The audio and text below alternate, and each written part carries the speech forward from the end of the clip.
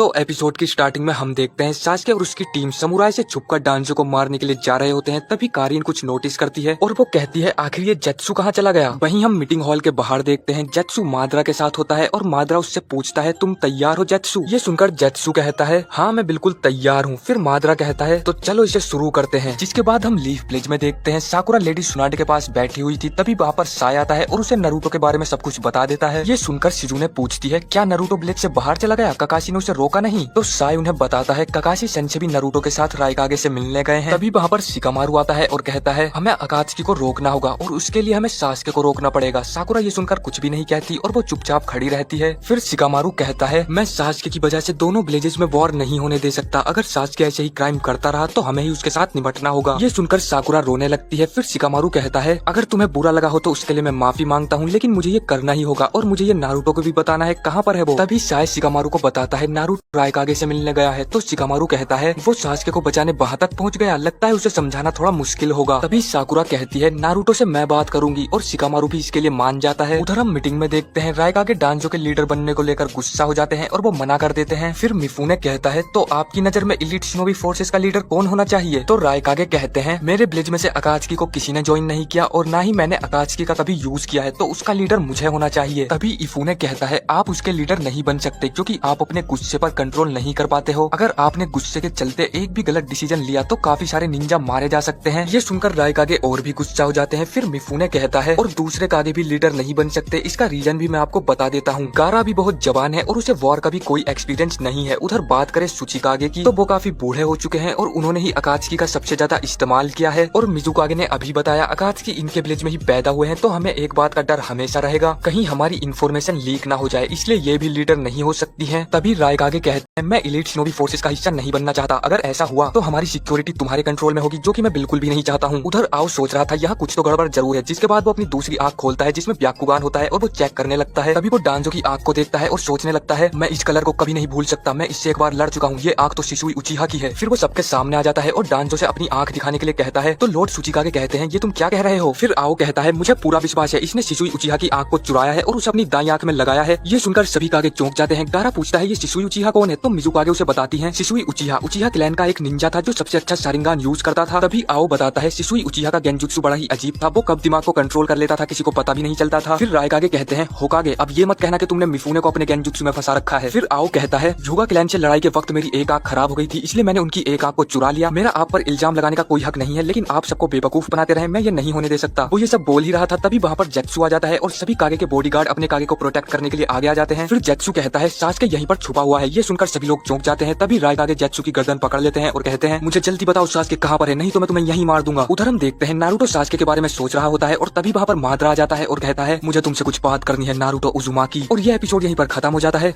तो एपिसोड की स्टार्टिंग में हम देखते हैं माद्रा नारुतो के पास आ चुका था। तभी नारुतो उस पर राशिंगान से अटैक कर देता है, लेकिन माद्रा के कुछ भी नहीं होता है। फिर माद्रा कहता है तुम्हें पता है ये सब मुझ पर काम नहीं करता है। तभी यामाटो से अपने वुड स्टाइल जुत्सु से पकड़ लेते हैं और हम देखते हैं ककाशी उसके पीछे खड़े हुए थे और वो कहते हैं तुम नारुतो को इतनी आसानी से नहीं ले जा पाओगे माद्रा उचिहा। फिर माद्रा कहता है तुम्हें सच में लगता है मैं यहाँ बिना किसी प्लान के आ जाऊंगा, लेकिन मैं यहाँ पर लड़ने नहीं आया हूँ, मुझे सिर्फ उससे कुछ बातें करनी है। ये सुनकर सभी चौंक जाते हैं। फिर माद्रा कहता है मुझे जानना है तुमने नागाटो से ऐसा क्या कहा जो उसने मुझे धोखा दे दिया। फिर नारुतो कहता है पहले मुझे ये बताओ तुमने सास्के के साथ क्या किया, उसने अकात्सुकी ज्वाइन क्यों किया। फिर माद्रा कहता है तो ठीक है मैं तुम्हें सास्के के बारे में बताता हूँ, लेकिन पहले तुम्हें इटाची का सच जानना होगा, उसका सच जाने बिना तुम सास्के के बारे में कभी नहीं समझ पाओगे। उधर हम देखते हैं राइकागे जेत्सु से सास्के के बारे में पूछ रहे थे और जेत्सु कहता है तो ठीक है मैं आपको एक हिंट देता हूँ, लेकिन राइकागे बहुत गुस्सा हो जाते हैं और जेत्सु को मार देते हैं। ये देखकर मिजुकागे कहती है आपको इसे मारना नहीं चाहिए था, हम इससे अकात्सुकी के बारे में पता लगा सकते थे। फिर राइकागे अपने बॉडीगार्ड से सास्के के बारे में पता लगाने के लिए बोलते हैं और वो आओ को होकागे पर नजर रखने के लिए भी बोलते हैं। जिसके बाद वो दीवार में एक पंच मारते हैं और वहाँ से चले जाते हैं। तभी मिफुने भी ऑर्डर दे देता है सास्के को ढूंढने के लिए और सभी समुराय सास्के को ढूंढने लग जाते हैं। उधर कारीन कहती है सभी समुराय हमें ढूंढ रहे हैं, शायद उन्हें हमारे बारे में पता चल चुका है। तो जुगो कहता है जरूर जेत्सु ने ही ये किया होगा। तभी एक समुराय सास्के को देख लेता है और वो सास्के को पकड़ने के लिए जाता है, लेकिन वहाँ पर सिर्फ सास्के का कपड़ा होता है। समुराय सोच रहा था सास्के वहाँ से भाग गया है, लेकिन तभी सास्के ऊपर से आकर उसे मार देता है। जिसके बाद सभी समुराय उसे चारों तरफ से घेर लेते हैं हैं और वो अपनी स्वॉर्ड में चाकरा इकट्ठा करके उसकी तरफ फेंकने लगते हैं, लेकिन सास्के अपनी लाइटनिंग स्वॉर्ड से सभी अटैक को रोक लेता है। फिर सभी समुराई उस पर अटैक करने लगते हैं, लेकिन वो सबको बड़े ही आराम से मार रहा था। जिसके बाद 3 समुराई मिलकर उस पर एक साथ अटैक करते हैं। तभी जूगो वहाँ पर आकर सास्के को बचा लेता है। उधर हम देखते हैं रायका के सास्के को ढूंढते हुए आ रहे होते हैं। तभी सी कहता है मुझे बहुत सारे चाकरा महसूस हो रहे हैं, शायद सास्के किसी से लड़ रहा है। तो रायका के उससे पूछते हैं किस तरफ, तो सी उन्हें बताता है ठीक हमारे नीचे। उधर हम देखते हैं जूगो और सास्के खड़े हुए थे। तभी वहाँ पर रायका के छत कर नीचे आ जाते हैं। ये देखकर सास्के रायकागे पर अटैक करने के लिए चला जाता है। तभी तारुई उस पर वाटर स्टाइल और लाइटिंग स्टाइल से एक साथ अटैक करता है, जिसकी वजह से वो पीछे जाकर गिरता है। फिर जूगो से बताता है वो तीनों हिडन क्लाउड के निंजा हैं और बीच में जो खड़ा है वो है रायकागे, तो तुम्हें थोड़ा संभल कर रहना चाहिए। तभी सी लाइटनिंग इल्यूजन फ्लैश पिलर का यूज करता है और वहाँ पर बहुत तेज रोशनी हो जाती है। जूगो और सास्के को कुछ भी नहीं दिखाई दे रहा था। फिर रायकागे वहाँ पर आकर सास्के को एक बहुत जोरदार पंच मारते हैं। जूगो ये देखकर घबरा जाता है, लेकिन सास्के उसे बताता है ये सिर्फ उसका गेंजुत्सु था। ये देखकर सी कहता है अच्छा तो उसने मेरे गेंजुत्सु को अपने शारिंगान से देख लिया, लेकिन अब बहुत देर हो चुकी है। उधर तारुई और रायकागे बहुत तेजी से सास्के पर अटैक कर देते हैं, लेकिन सुइगेत्सु से बचा लेता है और रायकागे अपनी ताकत से उसकी तलवार तोड़ देते हैं। ये देखकर वो तीनों पीछे हट जाते हैं और सुइगेत्सु कहता है उसने मेरा ब्लेड तोड़ दिया। उधर सी कह रहा था इन तीनों का एक साथी और है, लेकिन लड़ाई करते हुए मैं उसे नहीं ढूंढ पा रहा। तो दारुई कहता है तुम उसे ढूंढने पर ध्यान लगाओ, इन तीनों को हम देख लेंगे। उधर मीटिंग हॉल में मिफुने आओ से कहता है तुम जरा चेक करके बताना होकागे अभी भी वो जुत्सु यूज कर रहे हैं या नहीं। जिसके बाद आओ